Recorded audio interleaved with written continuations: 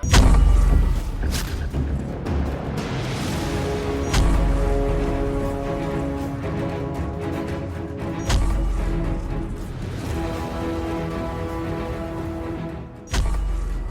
एक बार फिर NEET exam का पेपर लीक हो गया है? गैस पेपर में करीब 410 क्वेश्चंस हैं। उन 410 क्वेश्चंस में से तकरीबन 120 क्वेश्चन केमिस्ट्री में आए हुए बताए जाते हैं। आखिर 120 सवाल गैस पेपर में हूबहू कैसे मिले? हमारी जांच इस गैस पेपर के बेसिस के ऊपर जो चीटिंग हो रही है या किसी प्रकार का क्या कोई क्राइम हो रहा है उसके ऊपर केंद्रित है कि क्या फिर नीट पेपर लीक की साजिश हुई है?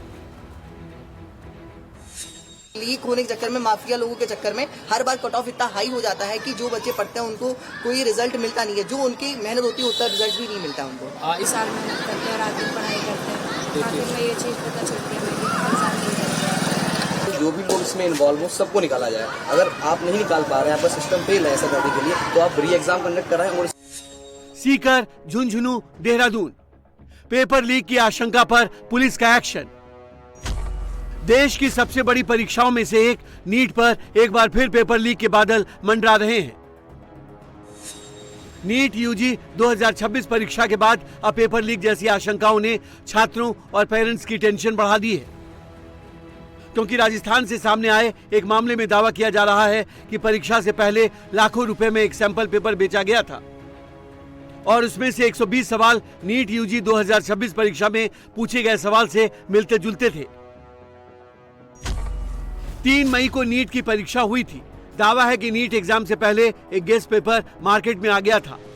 150 पेज के इस गेस्ट पेपर में 410 सवाल थे और इस गेस्ट पेपर के 120 सवाल नीट एग्जाम में पूछे गए। यानी 720 नंबर के पेपर में से 600 नंबर के सवाल उस गेस्ट पेपर से आए जो मार्केट में था। गैस पेपर है। गैस पेपर में करीब 410 क्वेश्चंस हैं। उन 410 क्वेश्चंस में से तकरीबन 120 क्वेश्चन केमिस्ट्री में आए हुए बताए जाते हैं। वो गैस पेपर इन लोगों के बीच में, इन बच्चों के बीच में आज से नहीं, वो काफ़ी एग्ज़ाम के करीब 15 दिन पहले, महीना भर पहले तक उनके पास में ये आ रखा था। हालांकि पुलिस फिलहाल पेपर लीक की बात से इनकार कर रही है, लेकिन राजस्थान एसओजी मामले की जांच में जुटी है। एसओजी ने देहरादून, सीकर और झुंझुनू से 14 संदिग्धों को पकड़ा है, जिनसे पूछताछ की जा रही है। सूत्रों के मुताबिक क्वेश्चन पेपर सीकर भेजने वाला चूरू का लड़का है, जो केरल के कॉलेज से एमबीबीएस कर रहा है। उसी ने 1 मई को गेस्ट पेपर सीकर के अपने एक दोस्त को भेजा। वहां से ये सीकर के एक पीजी संचालक को मिला, जिसने इसे अपने यहाँ रहने वाले छात्रों को दे दिया और उनके जरिए ये अन्य छात्रों और करियर काउंसलर तक पहुंचा और फिर छात्रों के बीच बांटता चला गया। And we are investigating on the basis of this gas paper, जिसमें करीब जो ये ओपन डोमेन में अवेलेबल है ये गैस पेपर। मतलब कि देखिए, पेपर लीक का मेन प्रिंसिपल क्या है कि वो सिक्योरिटी रहना। जितनी हम लोगों ने अभी तक इन्वेस्टिगेशन करी है कि भाई यदि पेपर मैंने ओपन डोमेन में डाल दिया तो मेरे को उसमें से कुछ भी नहीं मिलेगा। पेपर लीक की खबर से लाखों छात्र टेंशन में हैं। उनका सवाल है कि आखिर कब तक पेपर लीक होते रहेंगे और उनकी साल भर की मेहनत पर पानी फिरता रहेगा।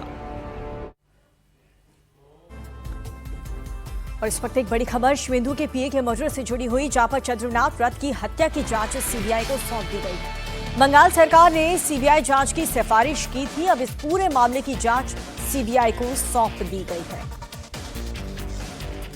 तो बंगाल सरकार ने सीबीआई जांच की सिफारिश की थी और इन सब के बीच 3 लोगों को बंगाल पुलिस ने गिरफ्तार भी किया। उनसे पूछताछ भी की जा रही है, क्योंकि ये वही लोग हैं जिन्होंने इस हत्या को अंजाम देने के बाद आगे चलकर यूपीआई पेमेंट किया था और उसी से इनकी इंफॉर्मेशन मिली, इनके लोकेशन को ट्रेस किया गया और उसके बाद ये पकड़े गए।